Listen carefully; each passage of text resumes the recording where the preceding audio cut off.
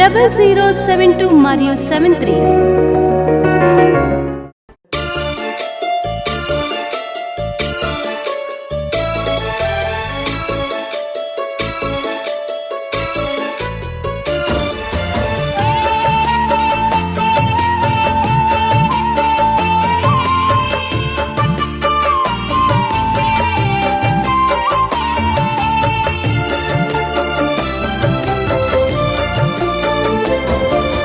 నీ కృప నాకు చాలు యేసయ్యా,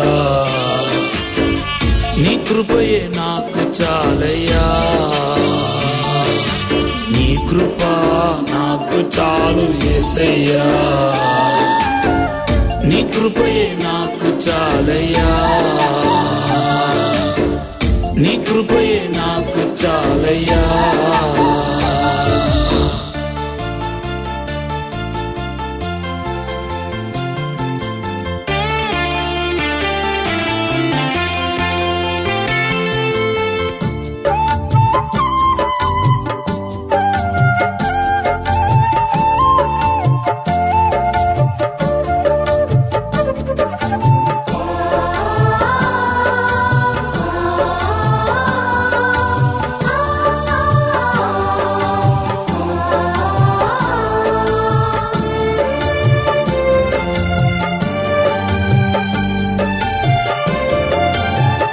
పర్వతాలు తొలగిన, మెట్టలు తత్తరులిన, మారనిది నీ కృప.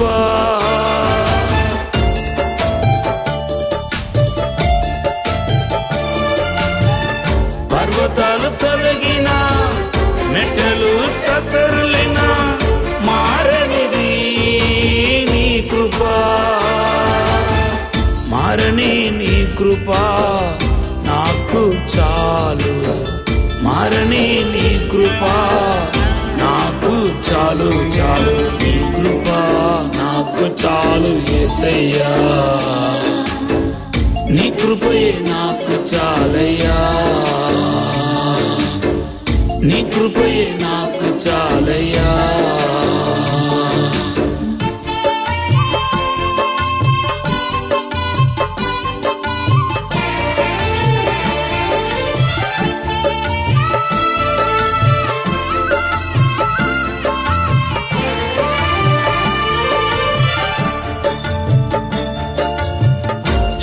శాశ్వతమైనది జయమిచ్చు నీ కృప, శత్రువును జయించును.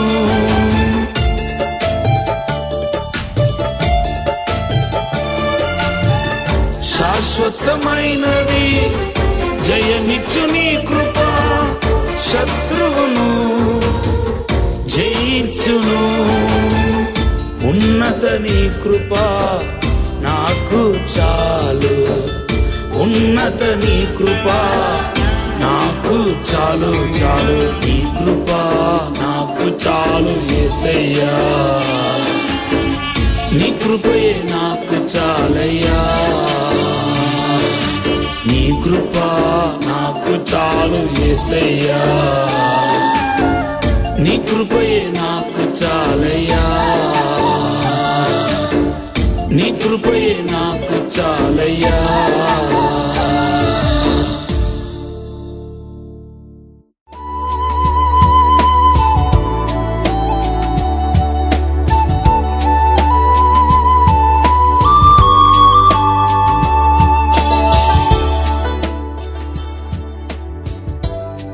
మన దేవుడిలో ఉన్న ప్రత్యేకత ఏంటంటే, నీకు వచ్చే కీడన్నిటినీ మేలుగా దేవుడు మార్చేస్తాడు. The nature of our God is he will turn your evil into good. నీకు రాబోతున్న కీడును, శోధనను ఈజీగా దేవుడు ఏం చేయగలుగుతాడంటే మేలుగా మార్చగలుగుతాడు. కాబట్టి దేవుని బిడ్డలుగా మీకు వచ్చే కీడు గురించి, మీకు జరిగిన అన్యాయాన్ని గురించి మీకు జరిగిన నష్టాన్ని గురించి మీరు బాధపడాల్సిన అవసరం లేనే లేదు. ఎందుకంటే కీడు వెనకాల కూడా దేవుడు మేలు చేయగలుగుతాడు. అది మన దేవుడిలో ఉన్న ప్రత్యేకత. ప్రతి దాని మన మీద ఉన్న ప్రేమ ఏమో కానీ మన జీవితంలో కనపడే ప్రతి కీడును, ప్రతి శోధనను, ప్రతి ఇబ్బందిని దేవుడు ఏం చేస్తాడంటే ఆశీర్వాదముగా దేవుడు మార్చగలుగుతాడు.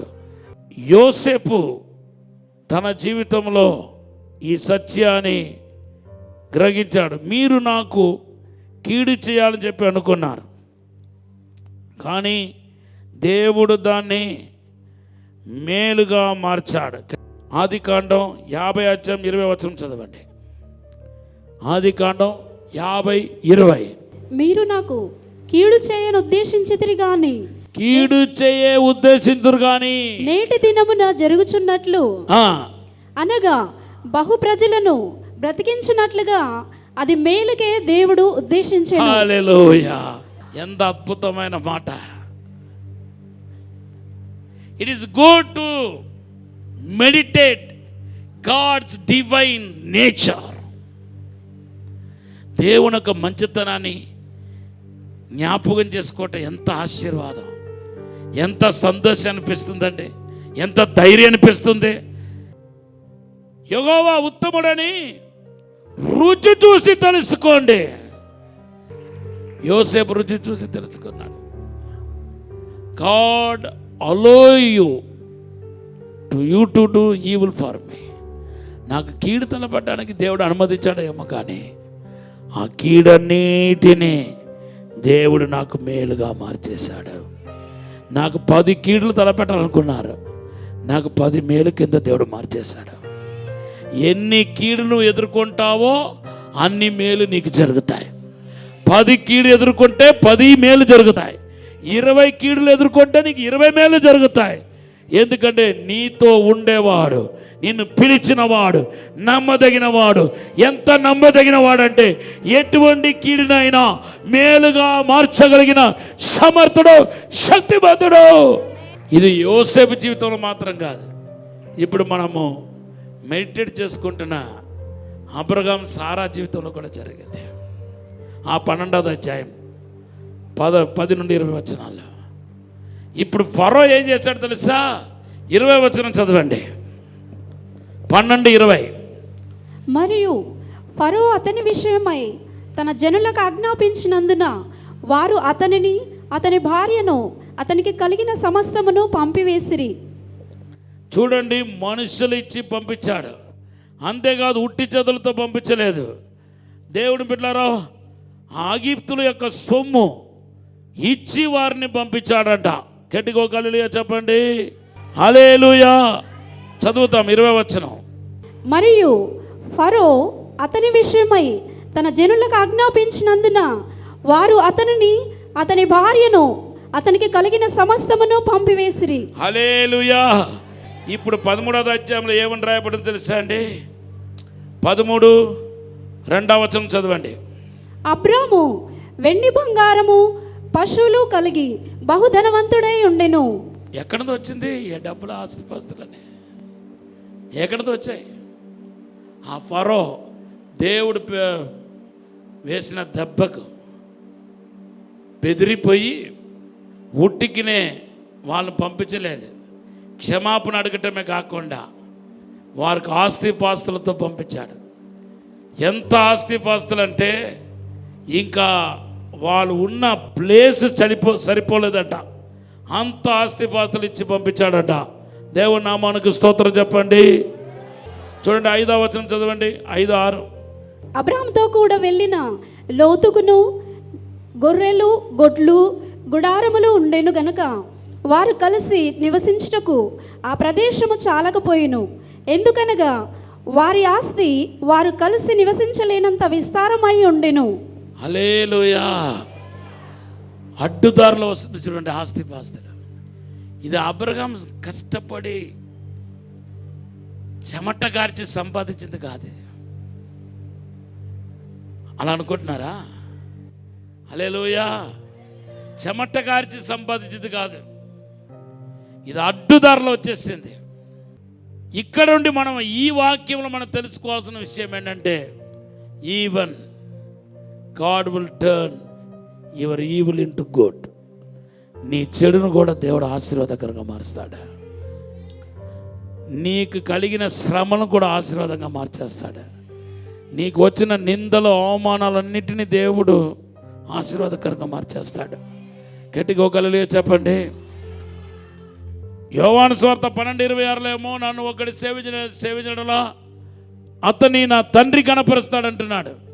కానీ యెషయా గ్రంథం 61:7 చూడండి, అడ్డుదారులో అదే ఘనత వస్తుంది. చూడండి 61:7, మీ అవమానమునకు ప్రతిగా, మీ అవమానానికి ప్రతిగా రెట్టింపు ఘనత నొందుదురు, రెట్టింపు ఘనతను పొందెదరు. నిందకు ప్రతిగా, నిందకి ప్రతిగా తాము పొందిన భాగమును అనుభవించి వారు సంతోషింతురు. హల్లెలూయా. ఇప్పుడు చెప్పండి, అవమానం లేకపోతే ఆశీర్వాదం కాదు, మామూలు ఘనత కాదు. మామూలు ఘనత ఎలాగైనా వస్తాయి. ఆయన సేవిస్తే ఘనత వస్తాయి, ఆయనకు సేవ చేస్తే ఘనత వస్తాయి. నన్ను గణపరిచేవాడిని నేను గణపరుస్తానంటున్నాడు. ప్రభువును గణపరిస్తే మీకు ఘనత వస్తాయి. అది కాదు ఇప్పుడు సబ్జెక్ట్. రెట్టింపు ఘనత ఎవరికి వస్తాయంటే, those who are going through insult, despised by others, insulting by others.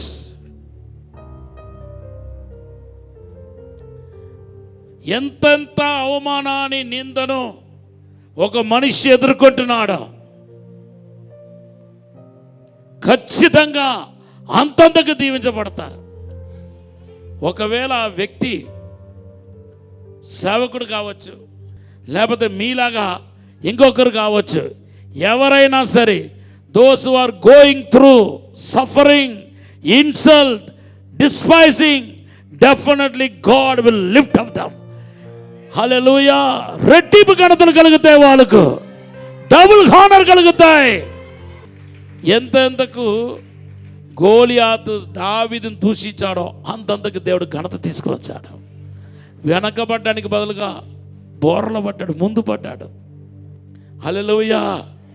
తన దగ్గర ఖడ్గం లేకపోయినా ఆ గోలియాతు ఖడ్గం చేతనే గోలియాతును చంపాడు. ఇవన్నీ అన్ని విషయాలు అన్నమాట. గాడ్ హానర్డ్ డేవిడ్ బికాస్ కారణం ఏంటంటే, ఈ గోలియాతు మామూలుగా దూషించలేదు. బైబిల్లో రాయబడి ఉంది, ఆయన దేవత, ఆయన గోలుస్తున్న దేవత పేరిట దావీదును దూషించాడంట. భయంకరంగా దూషించాడు. ఆయన పై ఆకారం పెట్టి దూషించాడు. 1 సామెయేలు గ్రంథం 17వ అధ్యాయం 42వ వచనం. తర్వాత చూడండి 43వ వచనం. 1 సామెయేలు గ్రంథం 17:43 దేవత పేరిట శపించాడు. ఎంతెంతకు ఇన్సల్ట్ చేయబడ్డాడు, నిందించబడ్డాడు. అంతంతకు దేవుని చేత ఘనత పొందినవాడయ్యాడు. నీ సొంత భర్త ఇంటి చేత దూషించబడుతున్నావు, గాయపరచబడుతున్నావు. నీ సొంత వారి చేత గాయపరచబడుతున్నావు, తోడ పుట్టిన వాళ్ళ చేత గాయపరచబడుతున్నావు, తోటి సేవకుడి చేత గాయపరచబడుతున్నావు, స్నేహితుల చేత అవమానానికి గురి అవుతున్నావు, నిందలకు గురి అవుతున్నావు. లేనిపోని నిందలు వేసి నిన్ను 10 మందిలో పెట్టి అవమానపరచాలనుకుంటున్నారు. వాళ్ళ ప్లాన్ దేవుడికి తెలిసింది. ప్రభు చెప్తున్నాడు, వాళ్ళు ప్లాన్ నెరవేరక ముందే దేవుడు నీకు రెట్టింపు ఘనత ఇచ్చి ఉన్నత స్థాయిలో దేవుడు కూర్చుండబెట్టబోతున్నాడు. దేవుడిలో ఉన్న ప్రత్యేకత ఏంటో తెలుసా? రెండవది, మన కీడును, మనకు వచ్చే చెడును, మన జీవితంలో ఎదుర్కొంటున్న చెడును ఆశీర్వాదంగా మార్చగలుగుతాడు. ఆశీర్వాదంగా మార్చగలుగుతాడు. మొదటిది ఏమన్నాను? మన బలహీనతలు లెక్క చేయకుండా ఆయన చేసిన వాగ్దానాన్ని నెరవేరుస్తాడన్నాను. రెండవది, ఇప్పుడు ఏమంటున్నాను? మన కీడును కూడా ఆయన ఏం చేస్తాడంటే ఆశీర్వాదకరంగా దేవుడు చేసేస్తాడు. ఇట్ మే ఫూలిష్నెస్ నీ యొక్క బుద్ధిహీనంగా కావచ్చు, నీ పొరపాటు కావచ్చు, నీ యొక్క నిర్లక్ష్యం కావచ్చు, అధిక్రమం కావచ్చు, ఫలానా పొరపాటు జరగడానికి గల కారణం ఏదైనా కావచ్చు. కానీ దాన్ని కూడా దేవుడు ఆశీర్వాదకరంగా చేస్తాడు. గట్టిగా ఒక హల్లెలూయా చెప్పండి. మూడవది, you know the nature of God. He will forget and forgive. మర్చిపోతాడు, తర్వాత క్షమించేస్తాడు. హల్లెలూయా. మర్చిపోతాడు, అదే సమయంలో క్షమిస్తాడు. ఈరోజు మన పాపాలన్నింటినీ ప్రభు జ్ఞాపకం చేస్తే మనం ఇక్కడ ఉండగలుగుతామని చెప్పండి. యేసు ఒక క్షమాపణ మన వెంటాడుతుంది. కీర్తన 103:12 చదవండి ఒకసారి. పడమటుకును తూర్పుకును ఎంత దూరమో ఆయన మన అతిక్రమమును మనకు అంత దూరపరిచి ఉన్నాడు. యెషయా 38:17 చదవండి. మిక్కటమైన ఆయాసము నాకు నెమ్మది కలుగుటకు కారణమాయెను. నీ ప్రేమ చేత నా ప్రాణమును నాశనమును గోతి నుండి విడిపించితివి. నీ వీపు వెనుక తట్టు నా పాపములన్నీ నీవు పారవేసితివి. హల్లెలూయా. అబ్రహాము చేసిన పాపాన్ని జ్ఞాపకం చేసుకోలేదు దేవుడు. అప్పుడు కాదు, ఎప్పుడు జ్ఞాపకం చేసుకోలేదు. అందుకొరకే మృతతుల్యమైన శరీరంలో దేవుడు అద్భుతం చేయగలిగాడు. దేవుడి నామానికి స్తోత్రం చెప్పండి. Remember that your father God is generous God, loving God. He will not remember your sins. He will forgive all your sins. He will forget and forgive. నీ పాపాన్ని మర్చిపోతాడు, నిన్ను మర్చిపోడు. నీ పాపాన్ని మర్చిపోతాడు, నిన్ను క్షమిస్తాడు. గట్టిగా ఒక హల్లెలూయా చెప్పండి. ఇటువంటి అద్భుతమైన దేవుని యొక్క దివ్య స్వభావములో మనం ఎదుగుతున్నాం. ఆయన నేచర్, ఆయన డివైన్ నేచర్ ఆయన ఆవరించి ఉంది. ఆయన డివైన్ నేచర్లను ఉన్నావు. ఆయన డివైన్ నేచర్ని బలపరుస్తుంది. నంబర్ 1, నీ బలహీనత, నీ అతిక్రమం, నీ పాపం దేవుడిచ్చిన వాగ్దానాన్ని అడ్డుకోలేవు. దేవుని నామానికి స్తోత్రం. నంబర్ 2, రెండవది, నీ కీడును కూడా దేవుడు ఏం చేస్తాడంటే మేలుగా మారుస్తాడు. మూడవదిగా, దేవుని యొక్క క్షమాపణ హృదయం, మర్చిపోయే హృదయం నీ పాపాన్ని మర్చిపోయినట్టు చేస్తుంది. ఆయనలో ఉన్న క్షమాపణ హృదయాన్ని నీకు క్షమించినట్టుగా చేస్తుంది. హల్లెలూయా. నాలుగవదిగా, నీకు ఎవరైతే హాని తలపెట్టారో నువ్వు మౌనంగా ఉన్నా దేవుడు వాళ్ళని చెదరగొడతాడు. నీ శత్రువులు లయమైపోతారు. నీ శత్రువుల పైన వ్యాజ్యం ఆడతాడు. నీకు విరోధంగా లేచిన శక్తుల పైన, అంధకార శక్తుల పైన ప్రభు వ్యాజ్యం ఆడుతాడు. అబ్రహాం బాగానే ఉన్నాడు, సారా కూడా బాగానే ఉంది. ఇప్పుడు ఎవరికి బాయిల్స్ వచ్చాయి, ఒంటి నిండా పుండు ఎవరికి వచ్చింది? ఫరో కుటుంబానికి వచ్చింది. గట్టిగా ఒక హల్లెలూయా చెప్పండి. ప్రతి దండన ఆదికాండ 12:17 చూస్తే ఒకసారి చూడండి. అయితే యెహోవా అబ్రాము భార్య అయిన శారాయిని బట్టి ఫరోను అతని ఇంటి వారిని మహావేదనల చేత బాధించెను. హల్లెలూయా. నీ శత్రువులు శిక్షించబడతారు. నువ్వు మౌనంగా ఉన్నంతసేపు దేవుని బిడ్డలారా, నీ శత్రువులు పైకి లేచినట్టుగా కనపడతారు, కానీ నీ శత్రువులు చెదరిపోతారు. హల్లెలూయా. నీ శత్రువులు దేవుడు విడిచిపెట్టడు. నువ్వు ఊరుకోనా దేవుడు ఊరుకోడు. వారిని వెతుకుతూ వెళ్ళి వారిని లయపరిచేస్తాడు.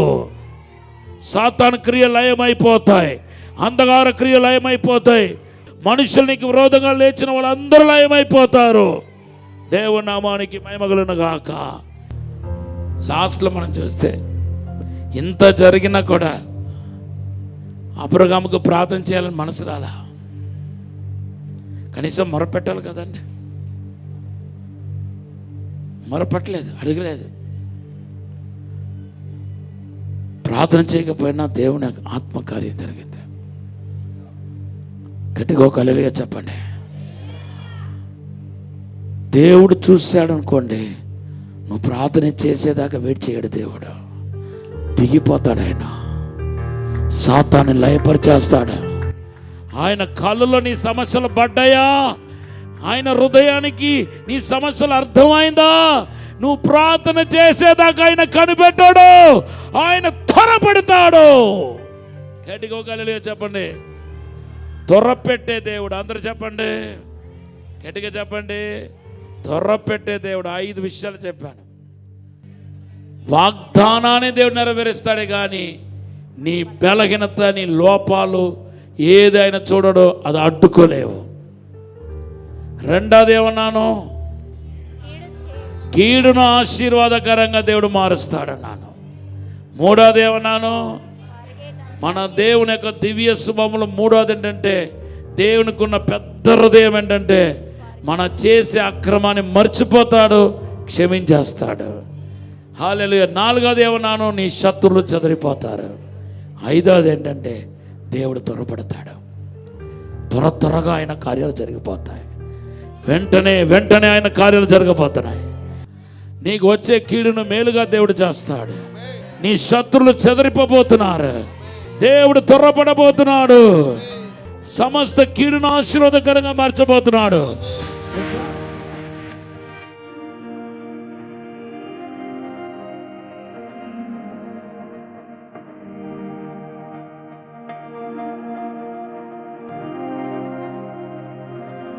పరిశుద్ధము నమ్మకమైన మా పరలోక తండ్రి, నీకు వందనాలు, స్తోత్రాలు ప్రభా.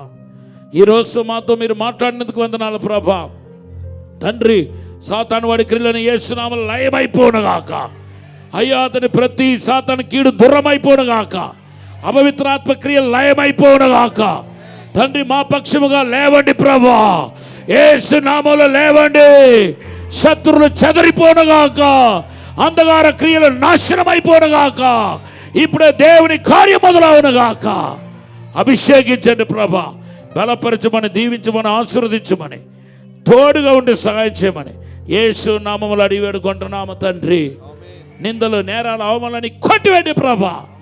మీరు ఆశీర్వదించండి, అభిషేకించమని, దీవించమని, అద్భుతం జరిగించమని యేసు నామములో అడిగి వేడుకుంటున్నాము తండ్రి.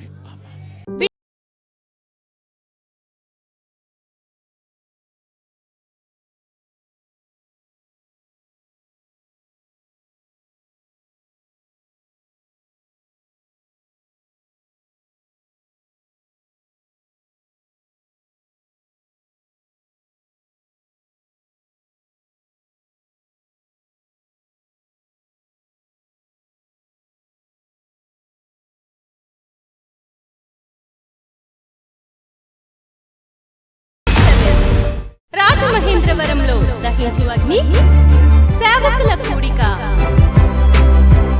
జూలై 28వ తేదీన ఉదయం 10 గంటల నుండి ప్రారంభించబడును. ముఖ్య ప్రసంగికులు డాక్టర్ థామస్ గారు, దహించు అగ్ని మినిస్ట్రీస్, రాజమహేంద్రవరం. స్థలం దహించు అగ్ని ఆడిటోరియం, నటరాజ్ థియేటర్, రాజమహేంద్రవరం. మరిన్ని వివరాలకు 9494940072 మరియు 73. పరిశుద్ధాత్మ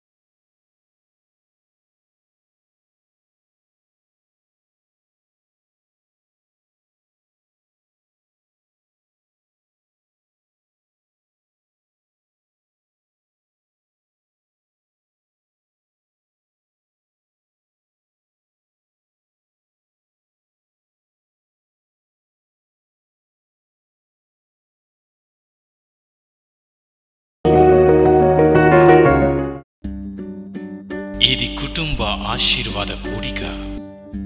ఇక్కడ మేము మా కుటుంబాలను కట్టుకున్నాం. మరి మీరు? అయితే ప్రతి శుక్రవారం రాజమహేంద్రవరంలో జరిగే ఈ కుటుంబ ఆశీర్వాద కూడికలో పాల్గొనండి. ఈ కూడిక జరుగు స్థలం దహించు అగ్ని ఆడిటోరియం, నటరాజ్ థియేటర్, రాజమహేంద్రవరం. సికింద్రాబాద్ లో దహించు అగ్ని అద్భుత అసాధారణ కూడిక ప్రతి శనివారం సాయంత్రం 5 గంటల నుండి ప్రారంభించబడును. స్థలం SPG church ground, alpha hotel వెనుక, సికింద్రాబాద్. మరిన్ని వివరాలకు 9494940074 మరియు 75. రాజమహేంద్రవరంలో దహించు అగ్ని అభిషేక ఆదివారపు ఆరాధన ఇప్పుడు ప్రతి ఆదివారం ఉదయం 9:30 నుండి ప్రారంభించబడును. తప్పక పాలు పొందండి, దైవిక ఆశీర్వాదం పొందండి. స్థలం దహించు అగ్ని ఆడిటోరియం, నటరాజ్ థియేటర్, రాజమహేంద్రవరం. మీ ప్రార్థన అవసరతలకు 9494940072 మరియు 73. ఈ టీవీ కార్యక్రమాన్ని చూసి ఆశీర్వదించబడినట్లయితే దహించు అగ్ని టీవీ పరిచర్యకు మరియు బ్లెస్సింగ్ ల్యాండ్ కు సహకరించండి. Dahinchu Agni trust current account number 357222444370, State Bank of India main branch, Rajamahendravaram. My address doctor Thomas Dahinchu Agni ministries, తుమ్మలోవా, Rajamahendravaram.